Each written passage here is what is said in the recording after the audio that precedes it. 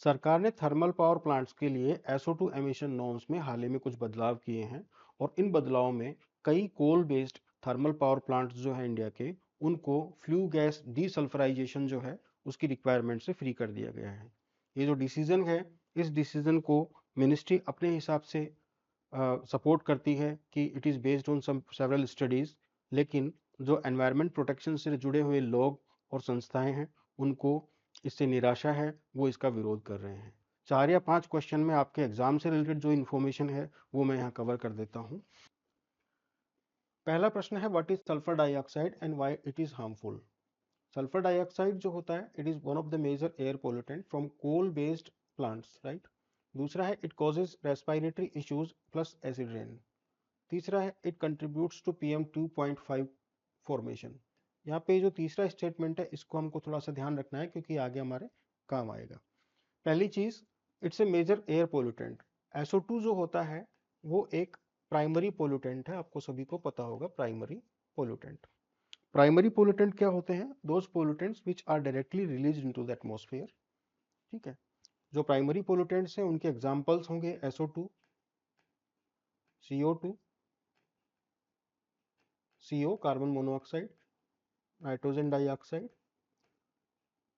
These are all primary pollutants. Secondary pollutants जो होते हैं वो क्या होते हैं? These are those pollutants which are created out of the reaction of the atmospheric constituents with the primary constituents. तो जो प्राइमरी पोल्यूटेंट्स जो होते हैं वो जब एटमॉस्फेरिक कंस्टिट्यूएंट्स से रिएक्ट करते हैं तो वो सेकेंडरी पोल्यूटेंट्स बनते हैं। फॉर एग्जांपल, SO2 जो है वो ऑक्सीजन से रिएक्ट करेगी और वो बनाएगी SO3। सो SO3 जो है that is a secondary pollutant.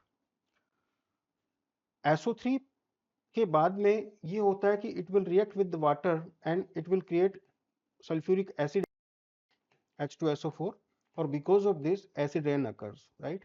And also the particulate matter, that is 2.5, that is also formed because of sulfur dioxide. तो सल्फर डाइऑक्साइड जो है उसकी वजह से it contributes to PM2.5 formation, that is a correct statement.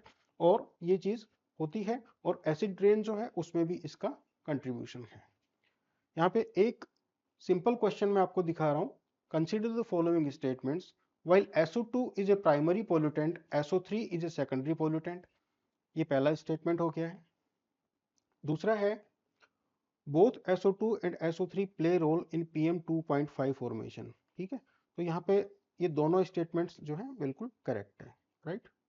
चलते हैं आगे next पे। नेक्स्ट क्वेश्चन है, why is India the largest emitter of SO2। तो यहाँ पे दो चीजें हैं। पहली चीज तो, India is the top emitter of SO2। India is the top emitter of SO2। Sulphur dioxide जो है उसके पॉल्यूशन में इंडिया जो है दुनिया का सबसे बड़ा एमिटर है, क्योंकि इसकी जो एनर्जी है उसका मेजर सोर्स जो है वो अब भी कोल बेस्ड प्लांट्स हैं। यानी इंडिया का जो लार्जेस्ट सोर्स ऑफ एनर्जी है वो कोल बेस्ड पावर प्लांट्स होते हैं, और कोल बेस्ड पावर प्लांट्स जो होते हैं उनका one of the major pollutant जो होता है वो SO2 होता है। ठीक है, so why is India the largest emitter of SO2? दो रीजन है, high reliance on the coal based power, और सेकंड है large number of thermal power plants. ठीक है, तीसरा है low adoption of flue gas desulphurisation technology. तो ये है कि जो फ्लू गैस डीसल्फराइजेशन जो होता है उसका जो सिस्टम होता है वो केवल 8 से 10% पावर प्लांट्स ही ऐसे हैं इंडिया में जिन्होंने इसको अपनाया है। ठीक है, ये टेक्नोलॉजी क्या है वो भी आगे समझेंगे। नेक्स्ट है, what is flu gas desulphurisation and why it was mandated. तो FGD जो होता है, फ्लू गैस यानी जो धुआं होती है, पावर प्लांट्स की जो धुआं होती है उसमें जो सल्फर कंपाउंड्स होते हैं उनको रिमूव करने का जो प्रोसेस है that is flu gas desulphurisation. FGD जो होता है ये एक टेक्निक है जिससे फजिल फ्यूल्ड पावर प्लांट्स के एग्जॉस्ट एमिशन से सल्फर कंपाउंड्स को हटा दिया जाता है। ठीक है, 2015 में भारत सरकार की ये एक रूल्स एंड रेगुलेशंस थे जिसमें ये मैंडेट किया गया था कि जितने भी थर्मल पावर प्लांट्स हैं उनको ये फ्लू गैस डीसल्फराइजेशन सिस्टम जो है वो मैंडेटरी कर दिया था उनके लिए कि सबको लगवाना पड़ेगा। ठीक है, इससे ये होगा कि जो SO2 का जो एमिशन है वो कम हो जाएगा।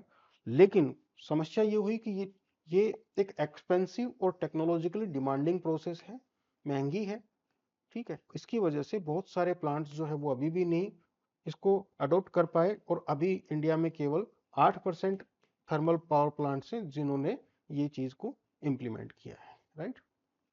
चलते हैं नेक्स्ट क्वेश्चन पे।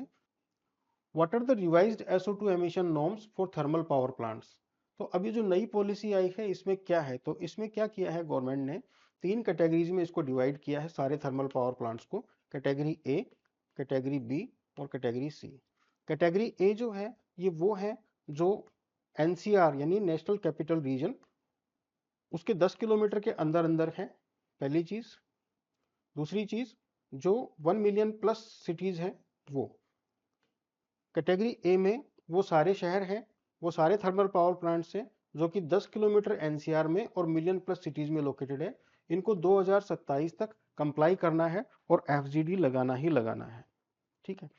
तो इन नॉर्म्स के तहत जो थर्मल पावर प्लांट्स हैं उसमें तीन कैटेगरीज हैं। तीन कैटेगरीज में से जो कैटेगरी ए है, सिर्फ उन प्लांट्स को मैंडेट किया गया है कि भाई वो 2027 तक फ्लू गैस डीसल्फराइजेशन सिस्टम अपने यहाँ लगवा ले।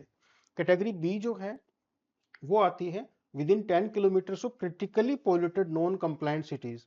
यहाँ पे क्या है कि इसमें केस वाइज कंप्लायंस है। यहाँ पे एक एक्सपर्ट कमेटी होगी जो देखेगी कि उनको लगाना है या नहीं लगाना, और वो डिसाइड करेगी कि किस पावर प्लांट में एफजीडी इंस्टॉल करना है और किस में नहीं करना। और कैटेगरी सी जो है वो आउटसाइड अबोव एरियाज, ये जो है इन सबको जो है एक्सेप्ट कर दिया गया है कि उनको SO2 के लिए डीसल्फराइजेशन प्लांट लगाने की कोई जरूरत नहीं है, ठीक है। इसके अलावा एक चीज और भी है कि जो जो प्लांट्स रिटायर हो रहे हैं 2030 तक, उनको जो है उनको भी छूट दे दी गई है अगर वो एक अंडरटेकिंग सबमिट कर देते हैं कि ठीक है हम लोग 2030 तक ही काम करेंगे, इसके बाद में काम करना बंद कर देंगे, राइट। अगर 2030 के बाद भी वो ऑपरेट करते हैं तो उसकी वजह से 40 पैसे पर यूनिट की उनको पेनल्टी देनी है। तो ये जो पॉलिसी है, नई पॉलिसी है, उसका मेजर जो मेन पॉइंट्स है वो ये है कि तीन कैटेगरीज में डिवाइड किया गया है। कैटेगरी ए में वो सारे थर्मल पावर प्लांट्स है जो 10 किलोमीटर एनसीआर के अंदर और मिलियन प्लस सिटीज में है, उन सबको ही सिर्फ ये लगाना है, ठीक है। नेक्स्ट है what is the latest government justification for SO2 norm relaxation. अब जैसे ये पॉलिसी आई तो जो एनवायरमेंट प्रोटेक्शन से रिलेटेड लोग हैं उन्होंने कहा this is not a policy, this is a policy dilution, ठीक है, पॉलिसी डाइल्यूशन। उन्होंने कहा कि सिर्फ कैटेगरी ए में एनसीआर के आसपास और मिलियन प्लस सिटीज के जो आसपास जो प्लांट्स हैं सिर्फ उनको अगर आप एफजीडी के लिए बोलोगे तो बाकी पूरे देश में जो और थर्मल पावर प्लांट्स हैं उनको तो कोई रोक नहीं रहा। फिर इसका मतलब ये हो गया कि जो लोकल SO2 का जो लोकलाइज्ड SO2 एमिशंस होते हैं उनके ऊपर कोई कंट्रोल नहीं है। तो ये इसकी अपोजिट जो बातें हैं वो है। इसमें गवर्नमेंट जो है वो जस्टिफाई कर रही है इस चीज को, वो ये कह रही है कि करंट SO2 का जो एक्सपोजर है इंडिया में उससे कोई मेजर हेल्थ कंसर्न नहीं है इंडिया में, राइट। एक तो ये बात है। दूसरा है सल्फेट जो होता है, सल्फेट क्या हुआ, SO2 के फर्दर रिएक्शन से जो बनने वाले कंपाउंड्स है सल्फेट, उनका जो कंट्रीब्यूशन होता है PM 2.5 में वो बहुत कम होता है। ये करीब 0.96% से लेके सिर्फ 5% के आसपास तक रहता है। यानी इनका जो कंट्रीब्यूशन है PM 2.5 में बजाय दूसरे पोल्यूटेंट्स के, in comparison to other pollutants, ये काफी कम होता है। तो ये दूसरा पॉइंट है। तीसरा पॉइंट गवर्नमेंट ये बोलती है कि they have taken the scientific basis from the studies done by IIT Delhi, NEERI और सेंट्रल पोल्यूशन कंट्रोल बोर्ड। तो ये जो स्टडीज हैं वो बोलते हैं कि हमने ऐसे ही नहीं डिसीजन ले लिया, इसके लिए हमने जो है जो बाकायदा स्टडीज हुई हैं उनको भी यूज किया है। यानी सरकार का ये बोलना है कि जो प्रेजेंट एम्बियंट SO2 के जो स्तर है उससे कोई गंभीर पब्लिक हेल्थ कंसर्न नहीं हुआ है अभी तक प्रूव। IIT दिल्ली ये बोलती है कि भाई सल्फेट जो PM 2.5 में से केवल 0.96% से 5% के आसपास ही रोल कर रहा है। तो ये है। तीसरी चीज जो लास्ट चीज जो इसमें है गवर्नमेंट के जो आर्ग्यूमेंट्स है उसमें कि हाई कॉस्ट वर्सेस लो एनवायरमेंट बेनिफिट्स, कि एफजीडी जो है उसकी कॉस्ट हाई है लेकिन जो उसके बदले में एनवायरमेंट बेनिफिट हमको मिल रहा है वो बहुत कम है। तो कॉस्ट बेनिफिट एनालिसिस के बेसिस पे गवर्नमेंट कहती है कि कॉस्ट ज्यादा है, एनवायरमेंट के कोई विशेष हमको बेनिफिट्स इसमें नहीं मिलने वाले। तो these are the some of the government justifications for the new norms, right. अगली बात है what are the environmental and legal implications of accepting many plants from the FCD compliance. अब यहाँ पे ये हो गया कि गवर्नमेंट ने तो कर दिया है डिक्लेयर, सरकार इसको साइंटिफिक बेस्ड भी बता रही है, और इसका मतलब ये है कि जो कई प्लांट्स हैं वो अब SO2 के नियंत्रण के लिए एफजीडी के इंस्टॉलेशन नहीं कराएंगे। ठीक है, इससे क्या होगा, जो लोकलाइज्ड SO2 एमिशन है वो बढ़ेंगे। तो ये इम्प्लीकेशंस क्या क्या है, एनवायरमेंटल और लीगल दोनों इम्प्लीकेशंस एक बार देख लेते हैं। पहला है कि there will be potential increase in localised SO2 emissions, right, क्योंकि जो कैटेगरी ए में है वो तो बच, उनको तो लगाना पड़ेगा, बाकी के सब बच जाएंगे तो वो कर सकते हैं। इसके बाद में लीगल चैलेंजेस आ सकते हैं कि जो एनवायरमेंटल ग्रुप्स हैं वो गवर्नमेंट की इस पॉलिसी को चैलेंज कर सकते हैं सुप्रीम कोर्ट में या कहीं पे भी। इसके बाद में गवर्नमेंट ये बोलती है कि स्टैक हाइट कंप्लायंस जो है that is a partial safeguard. Actually government ने क्या किया कि किसी प्लांट की जो चिमनी होती है वो कितनी ऊंची होनी चाहिए, that is known as stack height compliance. और जो एनवायरमेंट प्रोटेक्शन ग्रुप्स हैं वो ये बोलते हैं कि ये जो पार्टिकुलर रिक्वायरमेंट है ये कोई कोई बहुत अच्छा सेफगार्ड नहीं है, this is just a partial safeguard. ठीक है, इसके अलावा ये लोग ये भी बोलते हैं कि जो भारत सरकार के इंटरनेशनल क्लाइमेट कमिटमेंट्स हैं उन पर भी नुकसान पहुंचेगा, क्योंकि इस तरह का पॉलिसी डायल्यूशन अचानक से गवर्नमेंट को नहीं करना चाहिए। और लास्ट में ये है कि जो पॉलिसी है गवर्नमेंट की that will shift towards cost benefit based regulations. तो क्या ये सही है या गलत है, आपके पास में इसके बारे में लिखने का और बताने का ये है कि गवर्नमेंट जो है वो एनवायरमेंट प्रोटेक्शन में कॉस्ट बेनिफिट एनालिसिस देख रही है, क्या ये एथिकली या फिर पॉलिसी वाइज सही है या नहीं है, ये चीज का डिसीजन एनवायरमेंटल ग्रुप्स ये बोलते हैं कि ये गवर्नमेंट जो है गलत कर रही है, और ये इसके जो है इम्प्लीकेशंस में आता है। ठीक है, अब लास्ट जो इसमें क्वेश्चन है वो है कि what does this mean for India's air pollution control strategy going forward. देखिए, एक पॉलिसी आई है और वो पॉलिसी पिछली जो पॉलिसी थी 2015 की उसके रिवर्स में है या उससे परे है।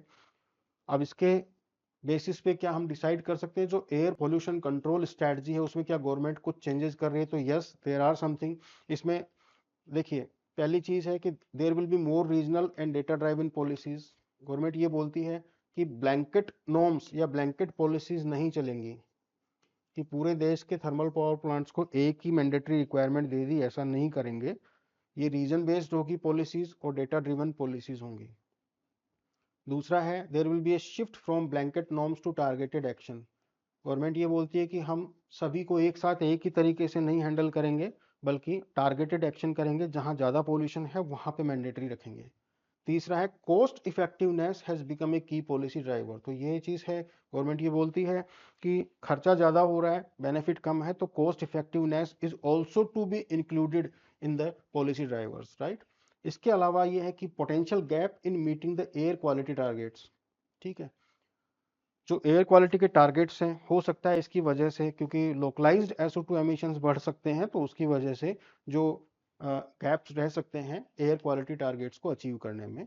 और there is finally need for stronger non SO2 pollution controls. ठीक है, SO2 को आप नहीं मान रहे हो मेजर पोल्यूटेंट्स, लेकिन जो बाकी के हैं वो तो इंपॉर्टेंट है, तो उनके लिए आप स्ट्रोंग कर दीजिए पॉलिसी को या कोई रूल्स स्ट्रोंग बना दीजिए। तो ये सारी इसमें सारी चीजें हैं इसमें। ठीक है, थैंक यू।